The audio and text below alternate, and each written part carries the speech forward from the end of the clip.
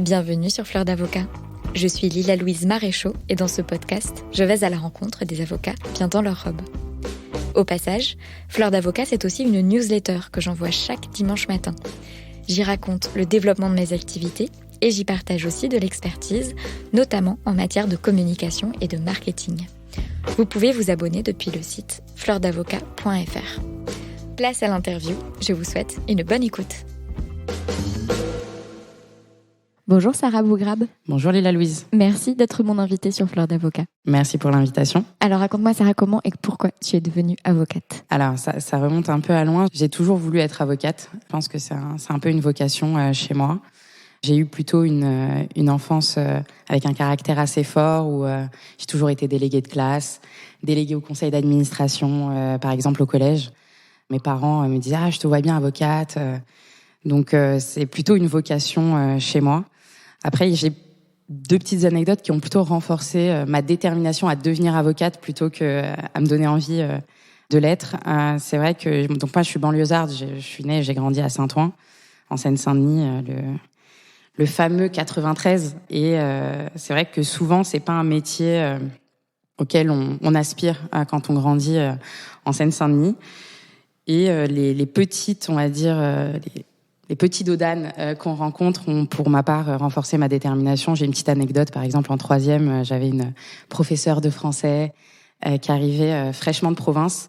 C'était sa première année, donc elle arrive en Seine-Saint-Denis, je pense, avec tous les a priori qu'on peut avoir sur cette zone géographique. Et elle nous demande d'écrire une lettre et de dire ce qu'on veut faire plus tard. Donc moi, j'écris ma petite lettre en disant, voilà, je vais être avocate, je vais avoir mon cabinet d'avocat, etc. Donc déjà, je me voyais pas collaboratrice à l'époque, donc c'est assez drôle. Donc elle lit les lettres de tout le monde et arrivée à ma lettre, elle rit, elle sourit, elle rit et elle demande qui est Sarah. Donc je lève la main, je dis c'est moi. Et elle dit d'accord et elle continue sa lecture. Donc moi j'étais très bonne élève, mais j'avais un petit peu de caractère à l'époque. Donc je dis mais attendez, faites-nous rire avec vous. Qu'est-ce qui vous fait rire en fait? Je comprends pas ma lettre, il y a rien de drôle dedans. Et donc là elle me dit non rien. Et c'est que des petites comme ça, des petites expériences comme ça qui ont, on va dire, renforcé ma détermination. Ça t'est arrivé plusieurs fois, ça, des personnes qui ouvertement rient ou te font comprendre que t'es dans l'illusion par rapport à ce projet professionnel? Ouais. Plus jeune, ça m'est beaucoup arrivé. Par exemple, les conseillers d'orientation quand on est jeune. Ensuite, moi, je voulais faire un grand lycée parisien. Donc, en troisième, je vais voir mes profs. J'avais 19 de moyenne. Donc, est-ce que vous pouvez me faire une lettre de recommandation? Moi, je construisais mon petit dossier. Et finalement, ils n'ont pas voulu en me disant non, il faut que tu restes ici parce que si tous les bons élèves partent, comment on va faire? Je leur ai dit que je viendrais sauver le monde plus tard, mais pour le moment que je voulais déjà me sauver moi. Ouais, tu m'étonnes.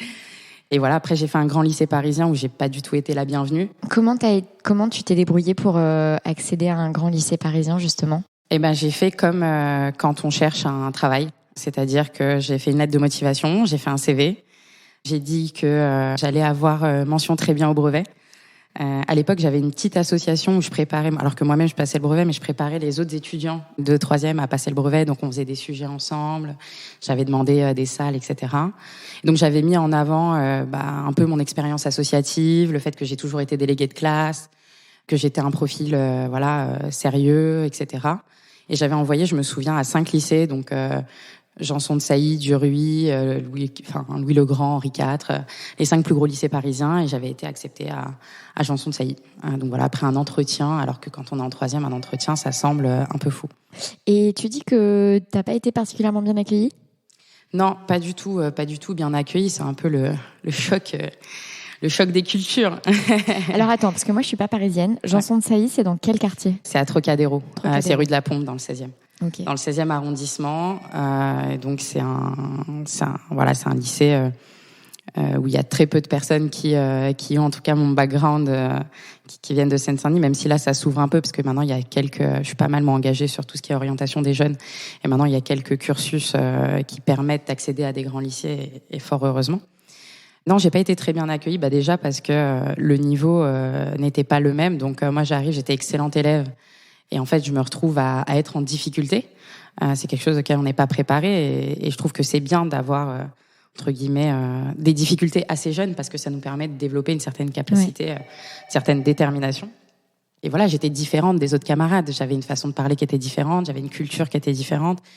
je m'habillais différemment et donc forcément, on nous remarque. Même les professeurs, j'avais l'impression de pas être à ma place, de pas être la bienvenue. On me faisait des petites remarques. J'étais très bonne en français et on me disait oui, Sarah, c'est bien, mais on va le dire d'une façon plus élégante. Voilà, par exemple, c'était des petits pics comme ça.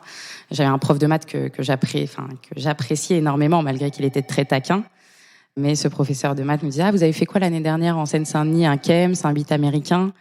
Donc voilà, on était sur ce type de blague que moi je prenais bien parce que j'ai plutôt un fort caractère. Mais c'est vrai que maintenant je suis assez engagée parce que je pense que ça peut avoir pour 90% des jeunes un effet très dissuasif, quoi. Exactement, très dissuasif, ce n'est pas pour moi, je vais jamais y arriver. Surtout quand on parle à une personne dont voilà, c'est le rêve de réussir. Moi, j'ai grandi avec le leitmotiv de voilà, je veux rendre fiers mes parents, je veux rendre fiers mes frères et sœurs. Enfin, on a chacun son why, comme disent les Américains, et c'est vrai que quand on vient d'un milieu plutôt modeste, le why est assez fort. Ouais. J'ai une question purement pragmatique, mais comment tu faisais pour parce que tu vois, la seconde, on est jeune, en seconde, on a 15 ans, 14-15 ans. Tu te débrouillais comment pour faire le trajet Seine-Saint-Denis, Janson-de-Sailly ? En fait, c'est pas si loin que ça, bizarrement. C'est vrai qu'on n'a pas l'habitude de faire... et c'est ce que je dis maintenant quand j'interviens auprès de jeunes. Je leur dis, c'est juste au bout de la rue, en fait, Paris. Faut arrêter d'avoir des images. C'est pas si loin que ça. Moi, je mettais en porte-à-porte, je mettais même moins de 40 minutes. Donc, c'est pas si loin que ça. Et puis, moi, j'étais en full métro parce que, du coup, je suis à Saint-Ouen, donc je suis porte de Clignancourt. J'ai grandi dans ce quartier-là, donc je suis vraiment collée au 18e. Je suis dans la Seine-Saint-Denis, collée au 18e. Donc, non, c'était 40 minutes. Mais après, c'est une petite organisation à avoir. Et puis après, comme on dit, il y a aussi l'école de la vie. C'est vrai que j'ai toujours été très débrouillarde, très jeune, parce que voilà, j'ai dû travailler très jeune. Je faisais de l'associatif. Et c'est, tu vois, genre justement, tu dis, c'est juste au bout de la rue, et pour toi, c'est ce que tu voulais. Tu savais que tu voulais ça et tout. C'est tes parents qui t'ont dit mais tu pourrais y aller, c'est toi, qu'est-ce qui fait que même toi tu t'es dit mais en fait c'est ça les grands lycées parisiens, tu vois, t'as tiré d'où cette ne serait-ce que cette sensation que ça pouvait être, en fait, que finalement ça pouvait être accessible en travaillant, en faisant des efforts, de façon dérogatoire par rapport à d'autres, voilà, mais d'où ça vient cette sensation que c'est là, quoi? C'est très personnel. En fait, à l'époque, mon papa avait des problèmes judiciaires. Moi, je suis fille de commerçant, sœur de commerçant. On est tous un peu. On a un gros background entrepreneurial dans la famille, exactement. Et il avait des petits sujets avec son associé, sauf que mon père est autodidacte, donc il a appris à lire et écrire tout seul. Donc aucun savoir sur le droit, ses droits, etc. Il a eu une dizaine d'avocats. Maintenant, avec du recul, je sais que c'était pas grand-chose. Et pourtant, c'est un problème qui n'a jamais été réglé. Et j'ai tout de suite, alors que j'étais très jeune, pris conscience qu'il y avait deux catégories de personnes, les personnes qui ont le savoir et ceux qui l'ont pas. Et c'est assez fort, mais je pense que le système est organisé de sorte que tout le monde ne peut pas accéder à ce savoir-là. Et c'est pour ça, c'est assez marrant parce qu'aujourd'hui, c'est un énorme combat que je porte, l'accès au droit. C'est vraiment un sujet qui que je porte énormément, mais même par exemple, j'avais autour de moi des personnes qui étaient éligibles à des aides sociales et qui ne le savaient pas, qui se déplaçaient par exemple à la CAF, et puis la CAF leur disait non, vous n'êtes pas éligible, et puis ils repartaient chez eux, ils disaient on n'est pas éligible, parce qu'en fait ils n'ont pas le savoir d'affronter l'administration, et qu'il y a un déséquilibre, comme on le sait très bien quand on a un peu étudié le droit, entre les contribuables et l'administration, et c'est ce qui fait qu'aujourd'hui je suis assez engagée là-dessus. Et donc j'avais compris que en Seine-Saint-Denis, le niveau n'était pas le même qu'à Paris. J'avais pas d'avocat autour de moi. J'ai jamais eu de figure en me disant cette personne m'inspire, je vais faire comme elle. Et je me suis dit c'est bizarre, c'est bizarre qu'il y ait personne autour de moi qui ait réussi à accéder par exemple à la profession d'avocat. Et donc le sujet en seconde, c'était est-ce que je veux être la première des derniers ou la dernière des premiers. Et c'était vraiment ça le sujet, parce qu'en seconde j'ai failli quitter Janson-de-Sailly. Parce que j'ai eu 3e trimestre décisif alors que j'ai toujours été excellente élève. Et finalement, à l'époque, on m'avait dit que je pouvais passer en première, mais je pouvais pas faire option maths. Parce que les grands lycées parisiens, pour virer les élèves, et généralement, ils ont pas toutes les options. Donc, ils leur disent, voilà, vous êtes extraordinaire, vous allez passer en première, mais vous pouvez pas faire option maths. Je suis désolée, on a qu'option maths, donc vous allez aller dans un autre lycée. Et donc j'avais appelé, je me souviens à l'époque, le rectorat de Paris en disant mais si je trouve pas de lycée, qu'est-ce qu'ils sont obligés de me reprendre? Ils m'ont dit oui. Donc je m'étais renseignée moi-même sur mes droits, sachant que voilà il y avait un petit sujet. Et donc je suis arrivée à la rentrée en disant je suis dans quelle classe. Et finalement ils ont fini par me garder. J'étais première de ma classe en première en terminale, et j'ai bien fini entre guillemets. J'ai fait une classe préparatoire. Mais voilà, même à l'époque, on surfe aussi sur le fait que on connaît pas nos droits, et c'est un vrai sujet, je pense. Et tu dis que tu as fait une classe prépa. Ouais. Alors, moi aussi, je suis passée par la classe prépa tout en sachant que je voulais devenir avocate. Super. Toi, qu'est-ce qui a motivé ça? Moi, ça a toujours surpris les gens que c'était pas un truc en mode je sais pas encore, donc je réfléchis, donc je fais une classe prépa. D'accord. Toi, qu'est-ce qui a justifié Ça fait une hypocagne. Une hypocagne, ouais. Ok. Ouais, plutôt logique. Moi, en fait, j'hésitais parce que je voulais devenir avocate, mais j'ai toujours été très curieuse, et ma mère se moquait un peu de moi parce qu'à chaque fois que je découvrais quelque chose, je voulais changer de métier. Voilà. Pas changer, je voulais faire ça, plus ça, plus ça, plus ça, plus ça. Et d'ailleurs, c'est pour ça qu'aujourd'hui, je trouve que la profession d'avocat est extraordinaire, parce que ça nous permet d'avoir multiples casquettes et vraiment de prendre du plaisir par procuration vis-à-vis de ce que font nos clients, etc. Moi qui suis entrepreneuse dans l'âme, j'ai l'impression d'entreprendre par l'intermédiaire de mes clients.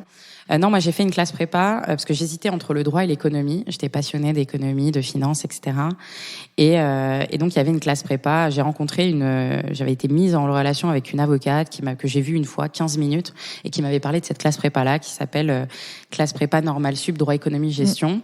Donc qui est à Turgot. Et donc j'ai fait cette classe prépa en me disant je vais faire du droit et il y aura un peu d'économie, c'est cool. Je sais que je veux devenir avocate, mais ça me permet aussi de faire un peu d'éco. Et je savais déjà que je voulais que je voulais pas être pénaliste. Je sentais que j'ai toujours été un peu attirée par le business. J'ai travaillé de nombreuses années au marché. J'ai une culture entrepreneuriale, et je savais on va dire le chemin vers lequel je me dirigeais. Ouais. Ok, donc classe prépa, et tu rejoins la fac du coup, j'imagine que il y a une passerelle, non? Il y a une équivalence. Exactement. En fait, c'est même un double cursus avec la Sorbonne pour Turgot. Je sais pas aujourd'hui à quoi ça ressemble, mais en tout cas à mon époque, je dis ça comme si je suis âgée alors que j'ai que 30 ans. À mon époque. Mais en fait, les parcours, tu sais, les voies d'admission, les tout trucs, change. Voilà, tout change tellement alors, vite. Moi, c'était un double cursus avec la Sorbonne, donc on avait quelques cours à la Sorbonne, et on avait des cours en classe prépa, et on venait passer les partiels à la Sorbonne, donc il y avait des équivalents sur quelques matières. Et le deal, c'était que il fallait avoir une certaine moyenne au concours pour pouvoir valider la deuxième année. Donc voilà, donc j'ai rejoint. J'avais beaucoup de problèmes personnels quand j'étais en prépa, énormément, qui fait que je séchais beaucoup les cours. Je travaillais beaucoup à côté. J'ai même entrepris. J'ai créé une société qui donnait des cours particuliers, une société qui faisait son bonhomme de chemin. Et mon papa a fait un AVC, je crois 15 jours avant le concours. Donc je rate le concours. Tout est, on va dire, plus ou moins compliqué, et j'arrive à la Sorbonne, du coup, en AJAC, L2, L3, à la suite de la classe prépa. Ok. Avant de parler de cet AJAC et tout, donc tu disais que tu avais une petite société pour donner des cours particuliers. En fait, tu t'étais créé ton job étudiant, quoi. Ouais, c'est ça. J'avais commencé d'abord par avoir un job étudiant, donc j'étais prof de SES dans une société qui donnait des cours particuliers, mais c'était pas vraiment des cours particuliers, c'était super intéressant. C'était des personnes qui passaient le bac, mais qui n'étaient pas en fait au lycée. Donc j'avais par exemple quelqu'un qui sortait de prison, j'avais un étudiant qui était un peu handicapé, j'avais des parcours assez atypiques, et c'est vrai que c'est un des métiers aussi qui me passionne, c'est professeur. Moi j'adorerais enseigner, vraiment et donc je l'ai fait, je me suis dit ça c'est cool, je vais le faire. Et puis après, je me suis rendu compte que j'étais beaucoup sollicitée, donc il y avait un marché.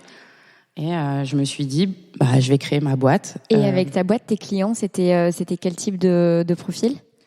C'était tout profil, c'était tous les cours particuliers. Donc en fait, j'avais sourcé des personnes qui voulaient donner des cours, et je faisais de la mise en relation, comme peut le faire Academia ou que sais-je, mais à ma petite échelle, et ça marchait plutôt bien. Donc j'avais associé ma cousine pour pouvoir joindre les deux bouts, parce que j'étudiais à l'époque quand même. Et ouais, non, ça a fait son bonhomme de chemin. Ma cousine a même vécu de cette boîte pendant plusieurs années. Et puis moi, je lui ai laissé le bébé pour finir mes études. Et donc, tu dis que le concours se passe pas bien. Tu rejoins la fac en AJAC. Ouais. Donc, AJAC, c'est quand tu as des matières à valider, tu as des matières de l'année précédente à valider pour pouvoir... Exactement. Ouais. Exactement. L'AJAC, c'est quand on nous permet de passer à l'année d'études supérieures, mais qu'on garde quelques matières à valider, de deuxième année. Donc j'avais, je crois, droit administratif et une autre matière de deuxième année à valider, en plus de ma L3 classique. Ouais. On va pas rentrer dans le détail de la fac, mais globalement, tu savais que tu voulais faire du droit des affaires.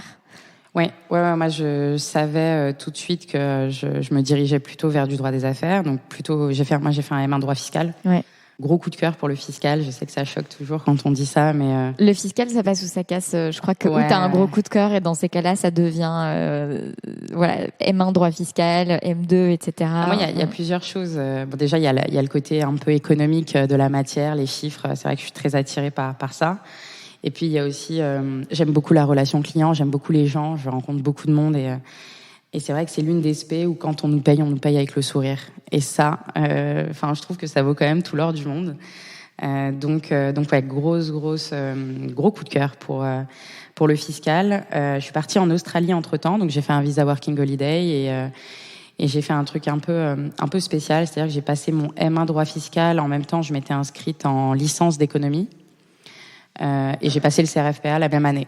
Donc j'ai fait ça d'un coup et je l'ai passé après le M1, moi le CRFPA.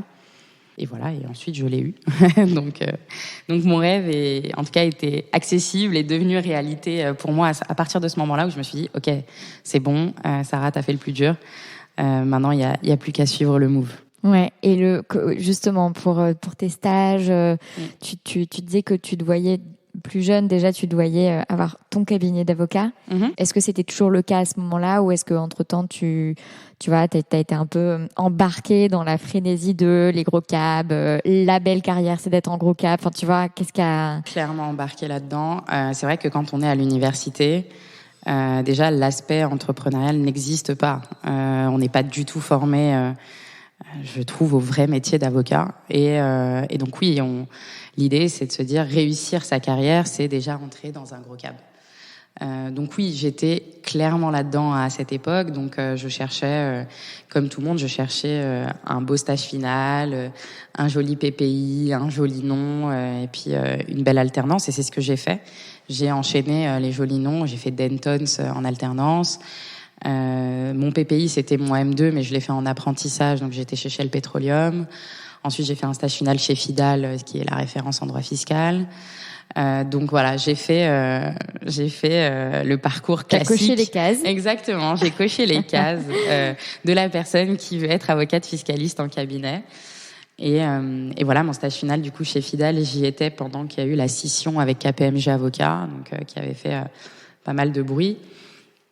Et donc on m'avait demandé de suivre chez KPMG Avocat et je m'étais fait débaucher entre-temps. Donc on t'a demandé de suivre KPMG Avocat et en fait t'es allée encore ailleurs ? C'est ça. En fait, j'ai fait 3 mois. J'ai fait 3 mois chez Fidal et puis il y a eu la scission. Donc là, on est venu nous voir en disant, moi, on est venu me voir en disant, Sarah, toute ton équipe, j'étais en droit douanier à l'époque. Donc avec Marie Fernet ? Elle était peut-être pas encore arrivée. Si, elle était là. C'est une précédente invitée de Fleur d'Avocat. Super, elle est adorable. Donc oui, Marie était là, mais elle venait d'arriver quand moi j'y étais. Et donc oui, donc j'étais dans l'équipe droit douanier chez Fidal, donc toute l'équipe est partie chez KPMG Avocat, donc on m'a dit pour finir ton stage final, y a pas de problème, nous on te récupère chez KPMG Avocat. Et comme il y a eu peut-être 2 semaines de flottement, parce que clairement les stagiaires n'étaient pas la priorité à gérer, déjà les associés, on savait pas qui partait, qui restait. Alors les stagiaires chez Fidal, on a un espèce de petit bocal au milieu, enfin bref, personne ne nous parlait à ce moment-là. Donc on se demandait, mais ils vont nous laisser là. En plus, c'était l'affaire d'État, cette scission. Enfin, je veux dire... non, c'était incroyable. Incroyable. C'était une énorme affaire. Et donc, personne n'avait de visibilité sur son avenir, les associés y compris. Donc voilà, on était clairement le dernier de leurs soucis. Et donc moi, entre-temps, ces 2 semaines de battement, je me suis mise à l'écoute du marché, forcément. Je me suis dit, c'est encore peut-être un réflexe de banlieusarde, mais de se dire, on va assurer ses arrières. On va assurer ses arrières quand même. Et puis j'avais quelqu'un qui a un petit cabinet qui m'avait approché, et donc on avait discuté et il m'a fait une proposition, et donc je suis partie pendant ce petit moment de battement. Donc pour le coup, dans une structure qui avait rien à voir, petite structure, très très petite structure, parce qu'en fait on n'était que 3, donc lui, un juriste et moi-même. Et donc je partais là-bas en ayant négocié mon offre de collab à la suite de la fin de mon stage final. Donc je fais ces 3 mois-là et finalement je prête serment toute seule.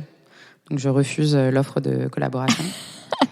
Et donc il faut croire que ce stage ne t'a pas donné envie de poursuivre dans la structure. Non, c'est pas forcément ça. Il y avait plusieurs sujets en effet, mais pour le coup, la collaboration, ce que je trouve extraordinaire dans ce mode de fonctionnement, c'est normalement la transmission de savoir.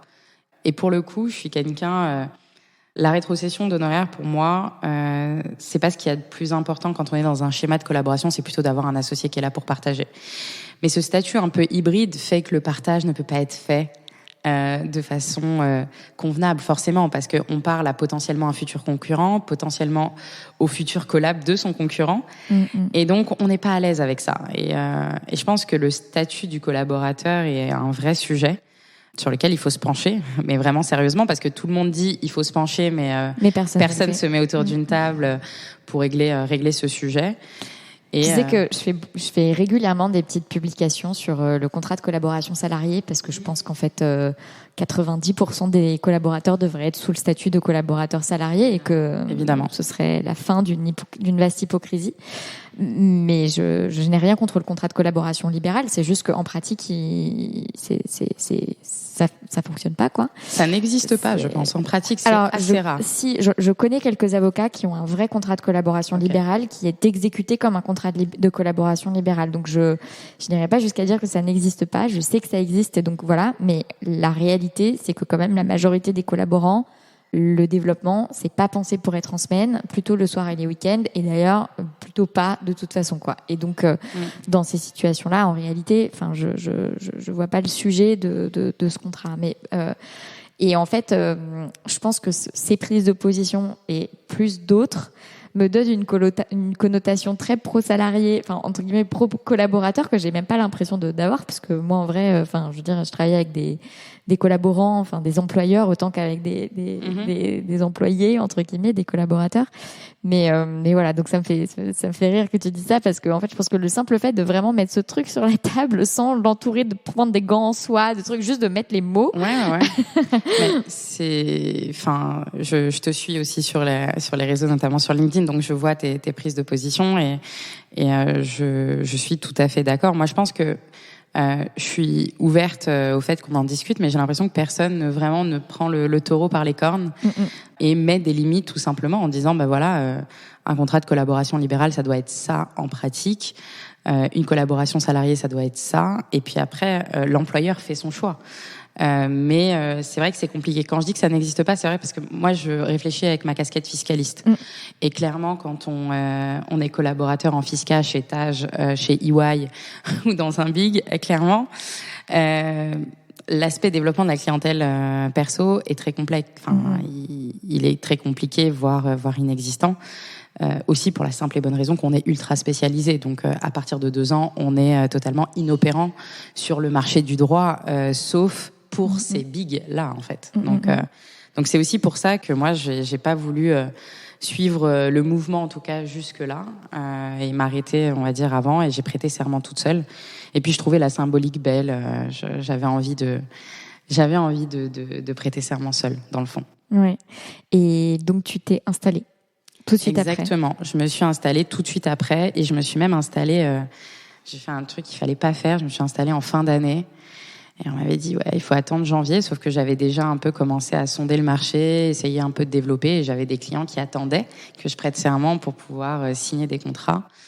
Et donc, j'ai dit, pas grave, tant pis. J'ai prêté serment en fin d'année, du coup, 2019. Et tu dis, j'ai fait le truc qu'il fallait pas faire, parce que du coup, ça t'a compté comme ta première année, et que t'as vite été rattrapé derrière au côté cotise, tout ça. Ouais, qu'il fallait pas faire. Je savais que c'était pas. J'ai fait mon choix. Ouais. Oui, je savais que c'était pas optimisé. J'ai fait mon choix. Et c'est ce qui m'a permis. En fait, je voulais pas prendre le risque de ne pas signer ces clients-là qui attendaient. Et tu voulais pas les signer en exercice illégal de la profession d'avocat? Non, j'avais pas. Un certain nombre aurait J'avais pas non plus envie de faire ça et j'avais pas envie de les faire passer. J'aurais très bien pu les apporter, par exemple, à mon ancien boss. Et non, je me suis dit, bon, c'est pas grave, on y va. Et du coup, j'ai prêté serment. Et du coup, raconte, ces premiers clients, ils sont venus d'où? Tu vois, tu dis, j'avais commencé à sonder le marché, j'avais un peu commencé à poser des pions de ce point de vue-là. Comment tu t'y es prise? T'es allée voir qui? À qui t'as parlé? Comment t'as sondé le marché? Enfin voilà, comment tu t'y es prise? En fait, comme je suis pas mal active, que ce soit dans les sphères associatives ou même active de façon générale, j'essaye de rencontrer beaucoup de monde. Enfin, toutes les semaines, je rencontre 2 à 3 nouvelles personnes. Et du coup, cette rigueur-là que je me mets, je pense vraiment que les opportunités naissent de rencontres. Donc, en fait, je rencontre des personnes sans objectif particulier. Donc, si on vient me parler, je dis OK, prenons un café, allons discuter. Et c'est vrai que je me suis rendu compte que c'est très, très efficace et très puissant parce que les personnes nous identifient comme étant une avocate avec les mêmes valeurs, les mêmes principes. Et je pense que pour signer un client, les valeurs, les principes, le fait qu'on soit accessible, le fait qu'ils nous connaissent, c'est quelque chose d'extrêmement puissant. Donc il y a eu ça. Et puis je me suis dit, j'étais quand même assez pragmatique. Je savais que j'allais avoir du mal à signer des gros clients. Donc je me suis assise et puis j'ai mis au point une offre pour des petits artisans et des petits clients. Et donc j'ai réussi à développer une offre notamment pour des boulangers. Donc raconte-moi, comment c'est quoi? Genre tu t'assieds et c'est quoi ton travail pour développer ton offre à ce moment-là? En fait, je fais un constat et je pense qui est que les avocats fiscalistes ne visent que des personnes qui sont au-dessus de 200 cas par an pour des particuliers et des boîtes, on va dire entre 500 cas et 1 million minimum, voire plus d'1 million d'euros. Donc en fait, pour moi, il y a tout un marché qui est ignoré des cabinets d'affaires parisiens et notamment des cabinets fiscalistes. Et je me dis, mais en fait, ce marché-là, personne n'y va. Après, je me suis rendu compte pourquoi personne n'y allait, parce que c'est très compliqué d'y aller. Ouais. Mais voilà, ça reste un marché sur lequel il faut bien sûr avoir une offre qui soit accessible, parce que les avocats d'affaires n'y vont pas parce qu'il n'y a pas assez d'ono à aller chercher. Donc il y a une certaine idée de la rentabilité. Mais je me suis dit, moi j'ai du temps, je suis jeune, j'ai de l'énergie. Allons-y et voyons ce que ça donne. Donc en fait, j'avais pas mal d'ultra spécialisation, que ce soit sur le droit douanier, la fiscale énergétique. Et j'ai monté, en fait, j'ai fait des schémas d'optimisation que je faisais pour des grands groupes. J'ai dupliqué ça pour des très très petits clients. J'allais te demander, en fait, c'est quoi qu'est-ce que tu peux vendre comme résultat à un boulanger, tu vois? C'est-à-dire c'est simple, concrètement. En fait, ce qu'il faut savoir, c'est que en matière fiscale, personne ne comprend rien. Donc oui, ça c'est le constat. Donc tout le monde paye quand on leur dit de payer. Voilà, on vous dit de payer, vous payez. Et d'ailleurs je lance là une offre pour les avocats et les médecins parce que je me rends compte qu'ils sont les premiers à payer quand on leur dit de payer sans comprendre. Exactement. Et je me suis rendu compte que avant même le lancement officiel, j'ai juste pris deux consoeurs qui sont très proches de moi pour m'occuper d'elle, et j'ai mon téléphone qui arrête pas de sonner. Tout le monde me dit ouais, on m'a parlé de ce que tu fais, c'est génial. Il faut qu'on s'assied. Et ça marche d'autant plus pour les petits commerçants qui eux ont peur juste d'être en contrariété avec la loi. Donc en fait, quand on leur demande de payer, ils payent. Il y avait 2 principales difficultés. La première, c'est que donc de 1, la méconnaissance de ce qu'ils payent, de 2, l'image de l'avocat. En fait, pour un petit commerçant, on va voir un avocat quand on a un problème. Ils ne connaissent pas trop le rôle conseil de l'avocat. L'avocat d'affaires, c'est quelque chose qui est très éloigné d'eux, très éloigné de leur réalité. Et donc moi, c'est vrai que j'ai eu cette difficulté-là d'aller voir des personnes en leur disant écoutez, vous payez certainement des choses que vous ne devez pas payer, et donc je vais regarder ce que vous payez et que vous ne devez pas payer, et donc vous apporter ma valeur ajoutée.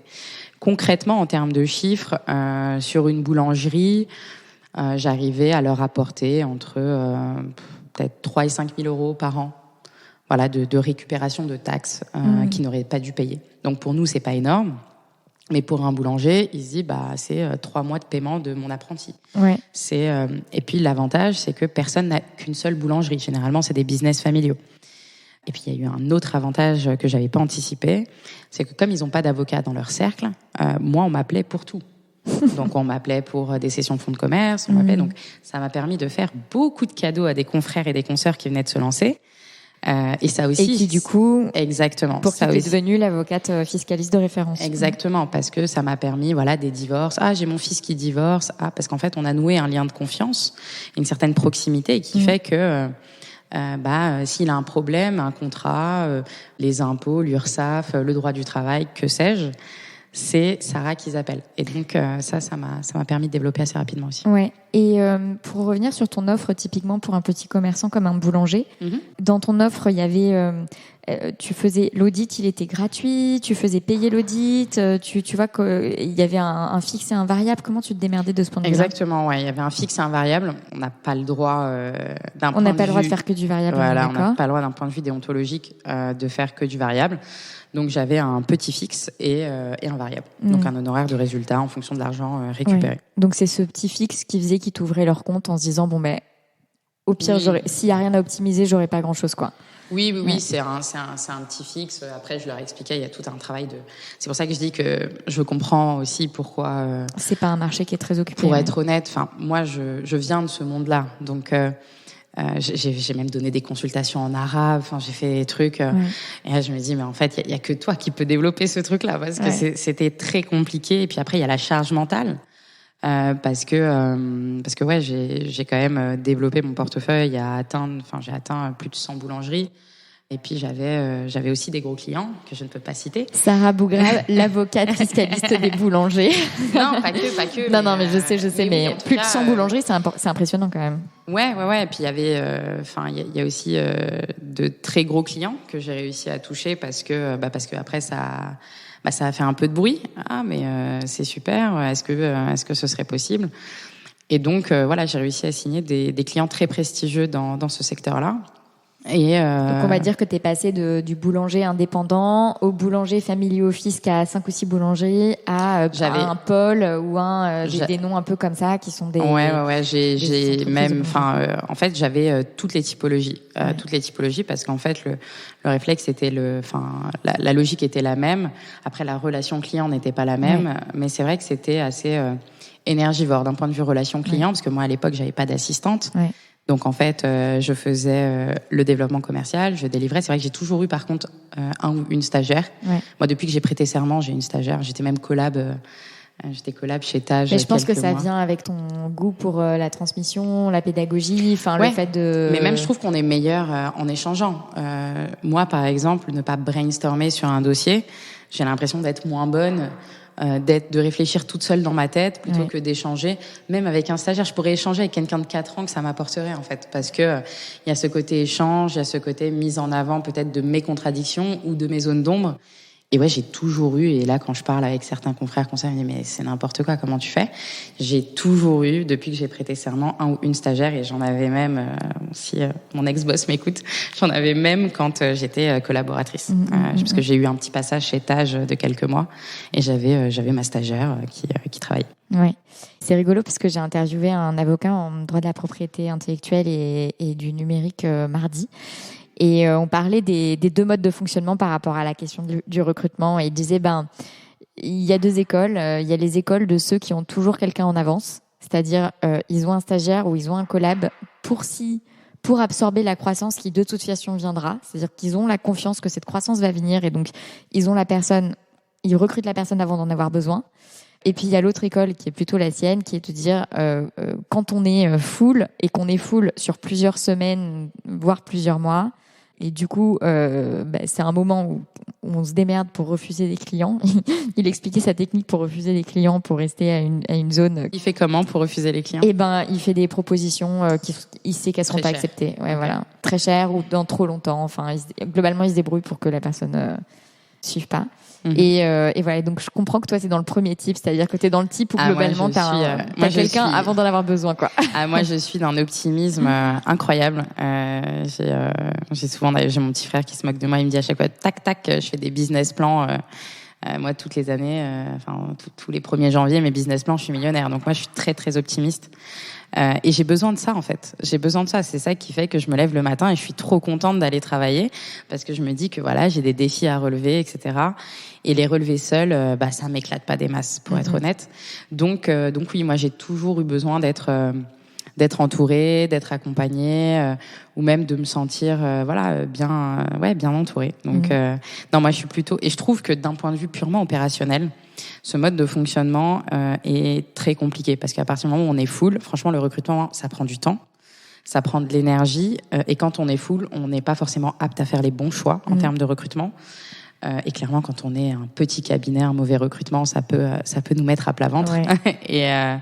Et donc, je pense, moi, je suis plutôt à me dire, en fait, c'est des rencontres. Et si vraiment je rencontre un profil qui vraiment me plaît humainement, je pense que ça peut matcher, et que la personne se projette et aime bien, entre guillemets, ce que je fais, je suis plutôt du style à l'intégrer et ensuite de voir ce qu'on va faire ensemble. Ouais. Je suis assez flexible de façon générale sur ces sujets-là. Et pour en revenir à ton business, donc assez vite, j'ai l'impression que ça marche bien, ton histoire de boulangerie de toute taille. Ouais, après j'avais les boulangers, puis après j'avais aussi des clients plus ou moins classiques sur de la création la création de société, parce qu'après après c'est pas mal de bouche à oreille, et comme je dis, c'est plutôt ma nature plutôt extravertie, le fait que je sois engagée dans l'associatif, que j'ai beaucoup d'amis et beaucoup de cercles d'amis. Ça a bien boosté entre guillemets mon début d'activité, et en effet ça se passe plutôt bien.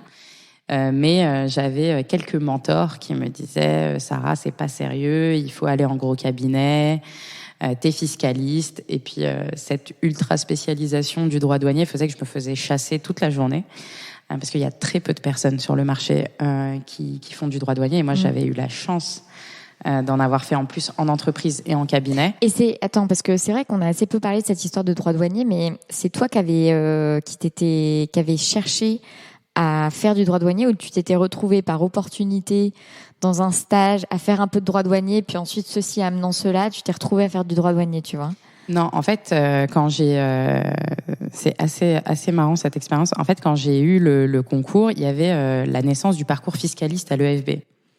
Et donc, je me souviens que je tombe sur l'annonce. Je dis, mais c'est trop bien ce parcours. Et en fait, c'était tous les matins, on était chez EY. Et l'après-midi, on était en entreprise, en alternance, en cabinet.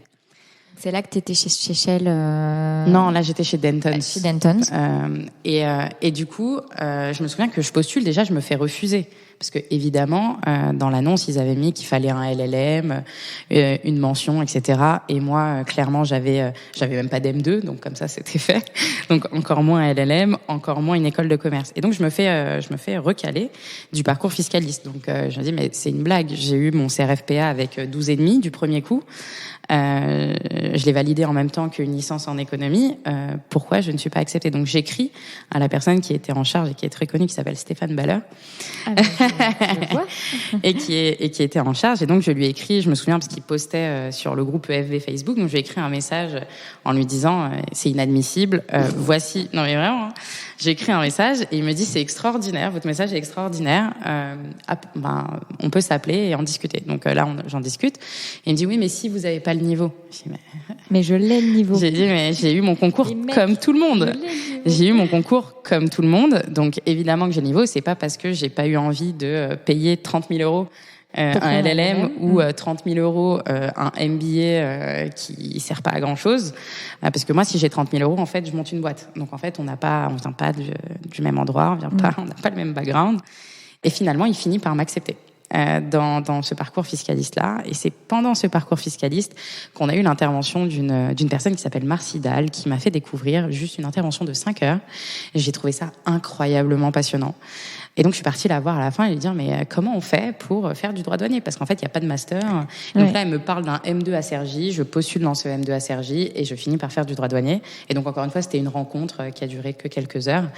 Et c'est une personne avec qui on échange encore, qui maintenant, d'ailleurs, a monté sa structure.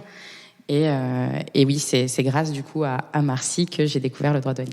Ouais, le droit douanier, c'est vraiment une niche, hein. J'en ai fait un tout petit peu, moi, dans ma première collaboration où je faisais du conseil en droit pharmaceutique, et on s'était retrouvés à travailler sur une problématique douanière sur des produits pharmaceutiques, et c'est le moment où je me suis rendu compte d'à quel point c'était un droit à part. Parmi les droits à part, c'est un droit encore plus à part parce qu'il y a vraiment les textes sont pas accessibles au commun des mortels. Il fallait qu'on passe par un ancien douanier qui était devenu avocat. Voilà, déjà. Non, mais c'est un truc de ouf, quoi. Le sujet en droit douanier, parce que moi, je suis même arrivée à un point, j'ai trouvé ça vraiment passionnant et je voulais même faire une thèse. Sauf que je me suis dit, mais faire une thèse quand on n'a pas de texte, c'est assez compliqué. Et je suis arrivée au point où je cherchais un professeur pour pouvoir. Il faut toujours un professeur référent quand on veut faire une thèse, et il y en avait qu'un qui pouvait dans toute la France. Donc en fait, il y a aucun professeur de droit douanier en France, faut le dire. Donc je me suis dit comment je vais faire? Mais en même temps, je me suis dit c'est quand même sympa s'il y en a pas. Moi qui rêve aussi un peu d'enseigner, je me suis dit ça peut être sympa. On peut joindre l'utile à l'agréable. Et c'est vrai que c'est une matière très très complexe, mais que j'aime beaucoup parce que en fait, c'est une matière qui est un peu à cheval entre l'économie, entre le droit, entre la fiscalité. Et du coup, il n'y a pas, même quand on travaille avec des entreprises, on n'a pas un interlocuteur, parce que l'interlocuteur, parfois, il a un background transport, parfois, il est juriste.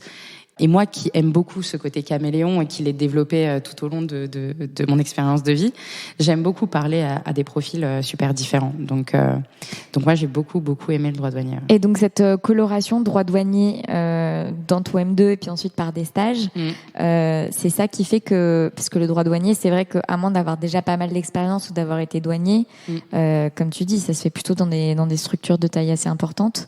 Et c'est ça qui fait que t'as quand même refait une incursion en collaboration chez Taj. Ouais, c'est ça. En fait, la personne qui m'avait, du coup, quand j'ai fait mon M2, j'étais en apprentissage chez Shell Petroleum. Donc la personne qui m'a, on va dire, formée en droit douanier d'un point de vue pratique, qui est anciennement avocate et qui était d'ailleurs brillantissime, avec que je vois de temps en temps, qui suit un peu mon parcours, m'avait dit Sarah, c'est un peu tôt quand même pour monter son cab. Ce serait bien que tu te formes un peu. Et puis il y a des jolis noms en droit douanier. Il y a des associés sur la place parisienne qui sont très compétents et tu pourrais bien te former auprès d'eux. Et donc j'avais ça un peu dans un coin de ma tête et j'en parlais avec d'autres personnes qui m'ont beaucoup apporté dans mon parcours et qui à chaque fois, c'était la même chanson qui revenait. C'était il faut faire au moins 3 ans en gros cab avant de monter son cabinet. Sarah, c'est pas sérieux. Et je me souviens qu'un verre avec cette personne-là, où elle m'avait attrapée par les 2 épaules, ça m'avait choquée parce qu'on n'avait jamais eu de contact physique. Elle m'a dit regarde-moi, s'il te plaît, étudie au moins les offres que tu reçois. Et c'est vrai que j'en recevais pas mal parce que j'avais un parcours qui en droit douanier à l'époque donnait envie parce que j'avais fait je suis passée par Sanofi. Le seul M2. J'ai fait le seul M2, je suis passée par Fidal en droit douanier. Donc j'ai bossé avec des références du droit douanier que sont Ruth Guerra et Stéphane Chasseloup. J'ai bossé chez Sanofi. Donc j'avais fait industrie pharmaceutique, industrie pétrolière. Chez Sanofi, le directeur douane à l'époque, qui maintenant est devenu un ami et est un ancien douanier, une pointe, mais vraiment un mec excellentissime. Et donc forcément, j'avais un CV sympa pour des recruteurs qui cherchaient des collaborateurs en droit douanier. En fait, déjà, le droit douanier, je pense que dès que tu y as un peu touché, tu deviens un truc un peu rare, tu vois. Mais alors, en plus, quand tu as une expérience un peu renforcée, c'est sûr que Exactement. Moi, j'avais fait quoi? J'avais fait 2 ans, mais c'est sûr que voilà, même des personnes. De toute façon, en droit douanier, à l'entretien, il suffit de dire qu'on a envie de faire du droit douanier, on est pris. Oui, c'est clair. Donc alors là, quand on dit qu'on a envie et qu'en plus on en a fait, alors là, c'est incroyable. Et du coup, voilà, je me fais chasser, donc je vais chez Taj. Parce que... Et donc, il s'est passé parce que tu prêtes serment de façon individuelle et ça te tenait à cœur et tu vois, tu dis pour la symbolique, tu avais déjà des clients, ce qui a d'ailleurs accéléré, on va dire, ton installation officielle parce que voilà. Et t'es à ton compte comme ça en individuel combien de temps avant de finalement rejoindre Taj en droit douanier comme collab? Je pense 1 année. 1 année à peu près. Donc, je fais l'année 2020 et je rejoins Taj début 2000. 1 année, même pas, je crois 8 mois. Franchement, pourtant, je saurais même 8 mois, pas. Vu ce que tu me racontes, tu développes bien, quoi. Donc, ça veut dire qu'au moment... J'avais pas de sujet. Déjà, j'ai pas, comment dire. C'est souvent, j'ai un profil très risque et c'est assez marrant. J'en parle avec des gens, on me dit mais comment tu fais pour prendre tous ces risques? Et en fait, quand on vient d'un milieu qui n'est pas forcément aisé, on n'a pas forcément peur de toucher le zéro, surtout quand on vient de moins 1000 en fait. Donc en fait, les risques, on a moins d'aversion pour le risque entre guillemets quand on sait ce que c'est que de pas avoir grand chose. Ouais, j'ai fait quelques mois. J'avais pas de sujet de développement de clientèle. Par contre, j'avais un vrai sujet. C'était un peu le syndrome de l'imposteur. Un peu le fait de... Parfois, je faisais mes mémos et puis je mettais plus de temps à cliquer sur envoyer que à faire le mémo. Parce que il y a la responsabilité de l'avocat, parce que... Et en fait, je n'étais qu'un bébé. Je n'étais qu'un bébé avocat. Et même si on fait la grande devant les clients parce qu'on n'a pas le choix, quand je me retrouvais seule devant ma boîte email et qu'il fallait cliquer sur envoyer et qu'il y a personne à qui dire est-ce que tu penses que c'est bon? Est-ce que ce montage n'est pas complètement farfelu? Est-ce que je risque voilà. Là, est-ce que mon client ne risque pas la prison à cause de moi? C'est ça. Et là, on est sur la vraie vie. C'est pour ça que je dis voilà, il y a l'école, il y a l'excellence académique, et puis après il y a la vraie vie. Ouais. Et la vraie vie, c'est cliquer sur envoyer, engager sa responsabilité professionnelle, parler en son nom. Et c'était plutôt ça, moi, que j'avais pas trop anticipé. Et qui me pesait vraiment beaucoup. Cette charge mentale, cette responsabilité. Où tout le monde te regarde en disant Sarah, on fait quoi? Mais je sais pas, on fait quoi, moi? Je sais pas. Ouais, mais tu vois, c'est intéressant parce que il y a cette responsabilité qui te pèse et tu te dis ouais, bon, voilà. Mais c'est pas comme si t'étais allé rejoindre un cabinet, on va dire, plus structuré en droit fiscal et en droit des affaires pour tu vois, on va dire te baquer, mais tu rejoins une équipe en droit douanier, c'est-à-dire pas exactement ce que tu faisais à titre individuel, quoi. Si, parce que j'avais essayé de développer. Enfin, je suis. En fait, en droit douanier, c'est délicat le développement personnel, enfin le développement de clientèle, pardon, parce que en droit douanier, c'est souvent des grands comptes. Les entreprises qui importent, qui exportent, c'est souvent des grands comptes pour qu'ils aient des problématiques en droit douanier. Voilà, faut que les flux soient réguliers, etc. Même si je suis en train, du coup, en ce moment même, de travailler. Je suis en train de travailler en ce moment même sur le développement d'une offre pour les petits importateurs, justement, parce que ils intéressent personne, tout comme les petits artisans. Mais non, j'en faisais, et c'est le montage dont je parlais pour les boulangers, il est tiré du droit douanier et pas du droit fiscal. Donc non, c'est mon background en droit douanier qui a fait que j'ai pu aussi développer ma clientèle perso, même si après je faisais du corporate et du fiscal plus classique, dira-t-on. Et j'avais envie aussi d'apprendre, tout simplement. Enfin, quand on est jeune avocat, moi j'ai toujours rêvé d'avoir quelqu'un, voilà, qui me transmette du savoir, qui m'explique les choses, qui me prenne un peu sous son aile. J'ai trouvé ça en entreprise, chez Sanofi, mais malheureusement la personne allait à la retraite, et puis je voulais être avocate, je voulais pas être juriste d'entreprise. J'ai trouvé comme ça des personnes qui se sont passées le flambeau, mais j'ai pas trouvé un avocat. Et je pense que ça vient du fait notamment de ce sujet de collaboration, de ce contrat, de ce statut un peu hybride où en fait la personne n'est pas assez en confiance. Et puis après il y a la recherche de la rentabilité qui fait que moi je me souviens quand j'étais chez TAS, je voulais faire un peu de TVA et on m'avait dit non parce que on était deux dans l'équipe à faire de la douane et que si je m'amusais à faire autre chose que de la douane, voilà, il fallait gérer les dossiers en droit douanier, etc. Donc je pense que je vais en gros cabinet en me disant je vais me former encore plus, je vais rencontrer des gens parce que c'est aussi super solitaire comme aventure de se lancer. Ouais. D'ailleurs, c'est pour ça qu'avec Éléonore, du coup mon associée, on essaye de pas mal fédérer autour de nous des avocats qui sont un peu dans le même mindset, qui ont envie de se développer, essayer de travailler ensemble et même juste de se donner de la force le matin pour aller pour affronter les vicissitudes de l'existence de l'individuel. Et on sous-estime beaucoup, je pense, l'aspect émotionnel et la force du collectif. Et l'aspect psychologique que ça peut avoir de se lancer seul. C'est une aventure qui est très très solitaire, hein, donc. Et qu'est-ce que tu fais de ta clientèle personnelle quand tu rejoins TAS en... je la garde. Tu la gardes? Je la garde et donc la vie continue. Et puis après il y a eu le Covid surtout, donc disons que le côté un peu je vais me former, je vais rencontrer du monde, je vais avoir une grosse équipe, je me retrouve en télétravail chez moi, seule, assez compliqué parce que du coup j'étais pas je crois que j'ai fait 3 jours en présentiel avant qu'on passe en télétravail. Donc c'était vraiment... J'ai commencé, je crois, en mars. Du coup, 3 jours après, tout le monde était en télétravail. Donc j'ai pas eu le temps de m'intégrer dans l'équipe. Donc les interactions très compliquées parce que quand une personne est dans l'open space, on peut l'interpeller. Mais appeler sur Skype, c'est quand même assez engageant comme acte. C'est clair. Et du coup, ouais, j'ai pas forcément eu l'intégration, en tout cas à laquelle je m'attendais. Et voilà, je fais les quelques mois là-bas, et puis je me dis qu'en fait, j'ai envie vraiment de me mettre à mon compte. Je rencontre Éléonore, et puis là, du coup, on s'installe à Neuilly, et on va dire qu'on lance véritablement l'aventure de façon beaucoup plus structurée, de façon beaucoup plus réfléchie. Donc ça, c'était en 2021 ? Yes, c'est en 2021, ouais. Là, on est en train de terminer 2022, donc du coup, t'as 2 ans à peu près de retour d'expérience sur cette entre guillemets deuxième installation plus engagée, on va dire, moins dans le doute. Ouais. Tu disais tout à l'heure que, alors déjà dans la première partie, mais même si on oublie Tage, mais si on met Tage, si on inclut la période Tage de toute façon dans le développement de ton propre cabinet.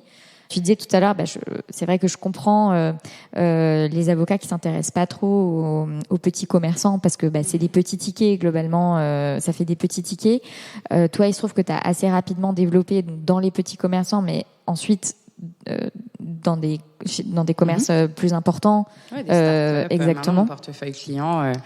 Et tu continues à travailler pour les petits commerçants ou maintenant c'est une clientèle que tu as complètement mis derrière toi et que globalement j'en ai gardé quelques-uns, mais comme je disais, je comprends aussi pourquoi c'est très complexe d'un point de vue gestion de la clientèle. Par exemple, il y a des notions de délai qu'ils ont du mal à comprendre. Pour eux, ils comprennent pas, par exemple. Pour eux, à partir du moment où ils ont payé des honoraires, on est à leur disposition. Ils comprennent pas qu'il y a la notion de temps. Donc, j'ai gardé, entre guillemets, les clients, même des petits commerçants. Puis après, je vous dis petits commerçants, mais en réalité, une boulangerie qui marche bien, c'est 1 million d'euros de chiffre d'affaires. Faut aussi recadrer. Et c'est vrai que ça, c'est un sujet aussi sur lequel il faut aussi recadrer. Parce que moi, j'ai beaucoup d'amis qui fonctionnent bien mieux que des startups, quoi. Mais largement mieux que des startups. Pour avoir des clients startups, je peux vous le dire. Non, mais même, c'est un sujet aussi qui me tient beaucoup à cœur. Cette espèce de prestige du diplôme en France, qui en fait a des répercussions catastrophiques par rapport aux personnes qui, eux, n'ont pas un cursus académique exemplaire ou très prestigieux. Là, je vais une petite anecdote. J'ai amené des personnes qui ont pas mal de cash, mais qui viennent d'un circuit traditionnel, donc des personnes qui ont des boucheries, qui ont des boulangeries ou même des commerçants qui n'ont pas de diplôme. Je les ai emmenés à une levée de fonds à Station F parce qu'ils m'ont dit qu'ils voulaient investir, etc. Et donc moi-même, j'étais dans ce pool entre guillemets un peu d'investisseurs et le start-upper ne me parlait qu'à moi. Alors que ce sont des personnes qui ont plus de cash que moi. Et donc, c'était assez parlant. Et je me suis dit, mais pour quelle raison penses-tu que forcément un avocat a plus de cash qu'un boucher, un boulanger? Alors qu'en fait, il suffit juste être entrepreneur. Et c'est pour ça que je pense qu'on prépare pas au métier d'avocat. Entrepreneur, c'est vendre quelque chose à quelqu'un. Vendre du conseil, vendre des baguettes, vendre des kilos de viande, que sais-je, mais c'est vendre quelque chose à quelqu'un.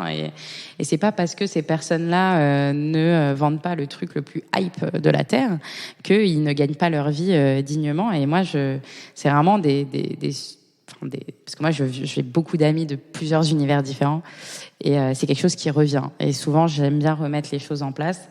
Donc oui, les boulangers tournent très très bien. Moi, mes clients, il y a pas mal de boulangeries qui sont au-dessus du 1 million d'euros de chiffre d'affaires. Il y en a à tous les coins de rue, c'est pas pour rien. Le marché dit souvent la vérité. Ah non, mais attends, moi je vis dans le 18e arrondissement de Paris. J'étais à Jules Geoffrin avant, maintenant je suis à la Marque. Domaine incroyable. Exactement. Donc et encore à la Marque, les boulangeries sont vachement moins bonnes qu'à Jules Geoffrin, raison pour laquelle je préfère Jules Geoffrin à la Marque. Ouais. Et non, mais clairement, il suffit de voir la queue à la maison de Landemaine. Il y a une boulangerie qui a ouvert au Square Clignancourt. Je connais très bien. Moi, tu y vis aussi? Moi, je suis de Saint-Ouen, mais côté Porte de Clignancourt, je suis des Puces, moi, donc je connais très bien le secteur. Ouais, mais parce que depuis, il y a une boulangerie qui a ouvert. Je sais pas si tu vis dans ce quartier, mais moi, j'ai vécu dans ce quartier. J'y suis depuis 2013. Donc voilà. Et cette boulangerie qui était avant dégueulasse, maintenant c'est une tuerie, c'est les meilleurs cookies de Paris. D'accord, ok. Et voilà, et donc on rigole souvent avec les copains du quartier de quelle est la meilleure boulangerie. Moi, je sais dans quelle boulangerie je vais en fonction de ce que je veux acheter, si c'est des viennoiseries, du pain, de la baguette, de la brioche vendéenne, enfin, tu vois ce que je veux dire. Mais clairement, ils doivent faire un cash extraordinaire. Enfin. Mais je dis ça aussi parce que parfois on parlait du développement de la clientèle perso, etc. Et je pense que ce qui manque peut-être à pas mal de confrères, c'est aussi de se reconnecter à la vraie vie. Et la vraie vie, c'est ça, c'est que on n'est pas tous avocats. C'est sûr que rester que entre avocats, c'est vrai que voilà, on peut s'envoyer des dossiers entre nous.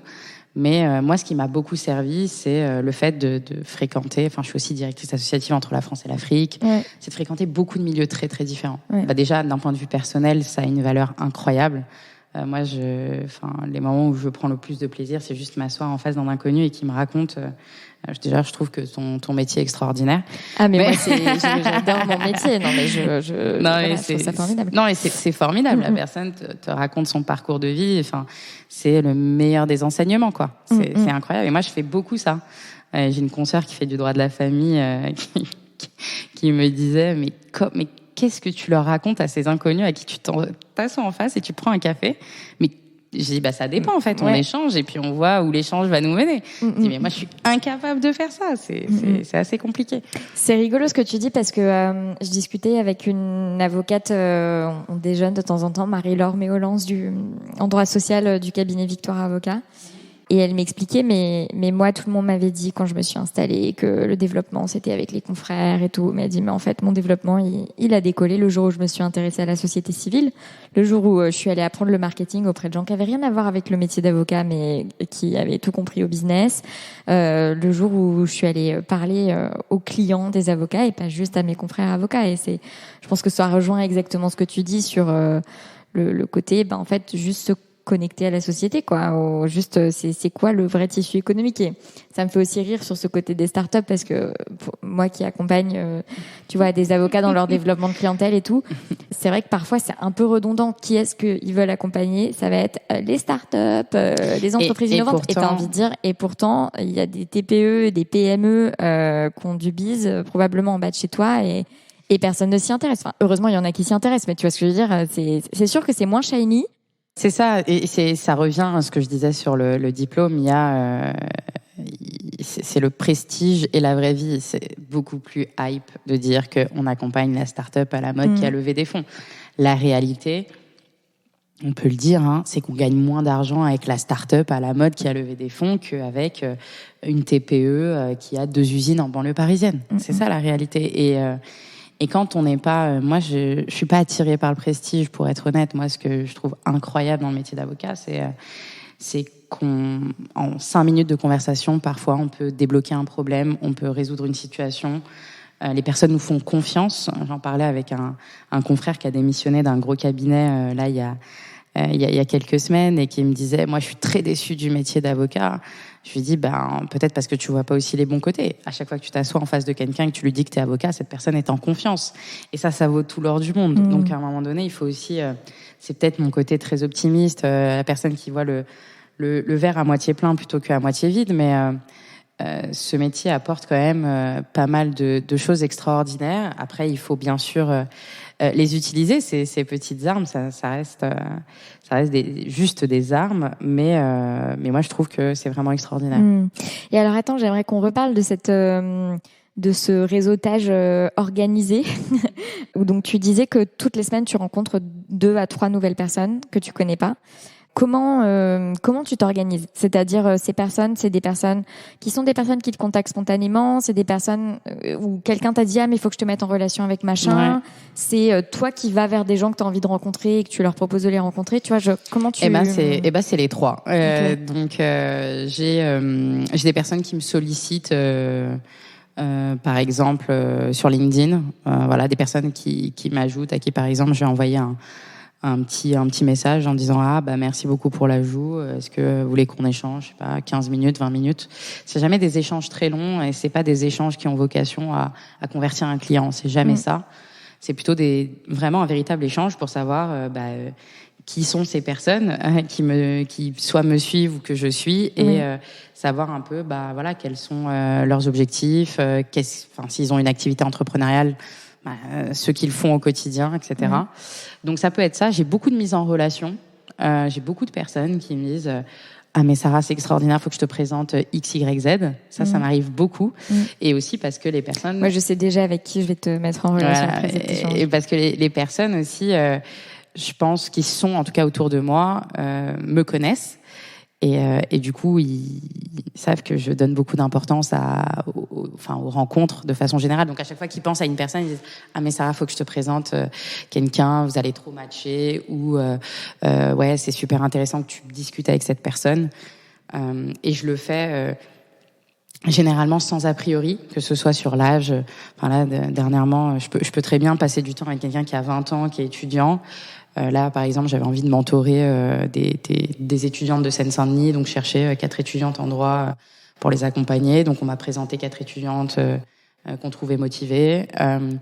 Donc voilà, ça peut être vraiment, c'est très très ouvert. Mais j'essaye en tout cas d'accorder toujours 20 à 30 minutes parce que moi, c'est un peu ma bulle d'air. Et je pense que à moyen long terme, parce que c'est pas du court terme comme démarche, c'est sûr que c'est pas une démarche de marketing digital sur LinkedIn où boum boum boum on envoie 100 emails et on a peut-être 2 qui vont mordre à l'hameçon. C'est une démarche qui n'a pas vocation forcément à être rentable, mais je pense, pour être honnête, que sur le moyen long terme ça l'est. Ah mais j'en suis persuadée. J'en suis clairement persuadée. Ok, trop cool. Et alors si on revient sur le développement de ton cabinet, donc là ça fait globalement T'as 3 ans de recul d'expérience même pas 3 ans. J'aurai 3 ans dans quelques semaines. Ouais, 3 ans donc bientôt 3 ans. On va dire 2 ans depuis que t'as officiellement quitté le track de la collaboration. Ces 2 dernières années, comment est-ce que comment est-ce que ça s'est construit? Quelles ont été, on va dire, les étapes un peu... Est-ce qu'il y a eu des étapes plus marquantes et le cas échéant lesquelles? Ouais, l'étape la plus marquante, ça a été la prise des locaux pour moi. Donc, on a pris les locaux en décembre dernier, et donc on est installé, on va dire depuis janvier-février, on a fait des travaux, puis on a commandé des meubles qui ont mis une éternité à arriver avec le Covid. Donc ça a été une étape très marquante, je pense, parce que ça matérialise véritablement en mode on est un cabinet, c'est bon, on a un cabinet, on a nos locaux, on est installé, on est en plus bien installé dans un endroit sympa. Ouais, c'est vraiment des jolis locaux. Je te l'ai dit, je te le répète. Vous avez pas les images, mais on vous fait une vidéo. Non, mais c'est vrai, c'est donc voilà, pour moi, ça a été ça. Et puis du coup, ces locaux ont été amenés aussi par la rencontre avec Éléonore, donc Éléonore Favero Agostini, qui est mon associée, que j'ai rencontrée il y a 1 an en fait. Donc juste avant de prendre ces locaux, où on a toutes les deux fait les mêmes constats sur le côté solitaire de l'aventure, sur le fait que c'est compliqué de trouver des locaux où on se sent bien, etc. Et donc on a décidé d'unir nos forces. Donc voilà, des éléments marquants, je dirais plusieurs rencontres. Je vais pas toutes les citer, mais la plus marquante, on va dire celle d'Éléonore, qui est de base une amie d'une amie, donc qui m'a mise en relation. Cette amie est Marie Seman, que j'ai rencontrée en classe prépa, donc une amie de très longue date. Et du coup, cette rencontre plus les locaux, pour moi, ça a été l'élément le plus marquant de ces 2 dernières années, même 1 année et demie, parce qu'officiellement, j'ai ouvert SBGB Avocat en juin 2020. Tu vois, si tu devais définir aujourd'hui ton activité, sur quoi comment est-ce que ton activité a évolué aussi en termes de type d'opération sur lesquelles tu te concentres? Qu'est-ce qui fait le cœur de ton activité aujourd'hui, on va dire? Alors, je fais principalement de la fiscalité des entreprises et des dirigeants, avec une dimension corporate, parce que c'est annexe souvent au schéma d'optimisation qu'on peut mettre en place. Donc principalement, je fais ça. Et puis après, j'accompagne des startups ou des clients sur des problématiques qui peuvent être contractuelles, par exemple des contrats de prestation de services entre 2 sociétés d'un même groupe. Et puis maintenant, l'avantage qu'on a, c'est que comme on a uni nos forces, on a la capacité de traiter beaucoup plus de dossiers. Par exemple, Éléonore travaille beaucoup sur les sujets de RGPD, de contrats informatiques et de propriété intellectuelle. Et donc, on a une dynamique de développement commercial qui est plutôt commune, que ce soit sur les startups ou sur les sociétés. On a d'autres avocats qui travaillent avec nous, qui sont partenaires sur d'autres sujets. Donc, l'idée maintenant, c'est plutôt de trouver des clients qui ont envie d'être accompagnés avec le mindset qui est le mien. Moi, le slogan de mon cabinet, c'est le droit au service de votre business. Donc, j'essaye toujours d'avoir une vision qui est un peu aux antipodes de ce que j'ai appris en gros cabinet. C'est très pragmatique. C'est pas des mémos de 90 pages. C'est toujours des approches très chiffrées, très analyse risque, très mise en place du process. Et les clients ont l'air de beaucoup apprécier la démarche. Donc, pour le moment, ça marche bien. Mais voilà, principalement, mon activité, c'est ça. Et puis, j'ai un apprenti qui s'appelle Dylan de Rennes, qui m'accompagne et que j'ai eu l'occasion de former et dont je suis très, très fière. Ouais. C'est mon premier petit bébé SBGB Avocat. Donc, aujourd'hui, tu as une stagiaire et un apprenti, c'est ça ? C'est ça, ouais. Et puis, on essaye de faire grandir encore... la machine. Éléonore a un collaborateur et une élève avocate qui nous rejoint. Donc, en 1 an et demi, c'est plutôt pas mal. Bah ouais, c'est même pas mal du tout. Ouais, et puis l'idée, là, c'est de grandir. Enfin, moi, mon objectif, c'est vraiment d'avoir un cabinet où on se sent bien, où personne n'est surchargé de boulot, mais où ça travaille super bien parce qu'il y a de l'émulation de partout et tout se construit au fur et à mesure. Juste pour sur l'aspect un peu annonce, vous avez encore des postes en sous-loc de disponibles ? Ouais, on a pas mal de personnes. Bah là, hier, il y a quelqu'un qui est revenu vers nous. Donc, on fait de la domiciliation. Et on a, je crois qu'il nous reste 1 poste et demi parce qu'on a 3 forfaits. Donc, on a un forfait full-time, un forfait 3 jours, un forfait 2 jours. Et on s'est rendu compte, comme je t'expliquais, que on est rarement 5 jours, sauf quand on fait de la sous-traitance auprès que de confrères. Généralement, on est souvent en vadrouille, donc le forfait 2 jours, 3 jours, je pense que c'est plus adapté pour des avocats qui se lancent. Et puis après, il y a aussi une énorme idée de synergie, donc s'il y a des avocats dynamiques qui veulent nous rejoindre, ils sont les bienvenus. Ok, bon, ça c'est pour la phase annonce. Juste pour balayer rapidement sur tes engagements associatifs qui ont l'air d'être nombreux. Donc tu parlais d'une association avec l'Afrique, c'est ça ? Exactement. Donc moi, je suis d'origine algérienne et du coup, je suis directrice exécutive d'une association qui s'appelle New Deal Founders. Et c'est une association qui a vocation à créer des ponts et accompagner des projets, notamment sur l'Afrique. L'idée de l'association, c'est vraiment de mettre en relation des personnes pour qu'ils créent des synergies et pour que le partage entre guillemets de savoir ou même de marché ne se fasse pas que dans un sens. C'est souvent les Européens qui vont vers l'Afrique et l'idée à terme ce serait d'ouvrir potentiellement le marché européen à quelques startups ou boîtes africaines et d'accompagner tout simplement au développement ces sociétés-là. Et on a plusieurs programmes, dont un programme qui est assez sympa, c'est le New Deal Founders Pro Bono, où en fait on accompagne des startups à titre gratuit, nous en tant qu'intervenants, et donc ils font une petite donation à l'association en échange sur des aspects financiers, juridiques. Donc voilà, le président de l'association est un financier, donc un ancien banquier d'affaires, qui lui est très très pointu en finance, et il s'appelle Luc-Olivier Yebga. Ok, donc ça c'est l'association avec l'Afrique. Tu parlais de tes activités aussi d'intervention pour l'accès au droit, donc j'imagine dans des lycées, dans des collèges.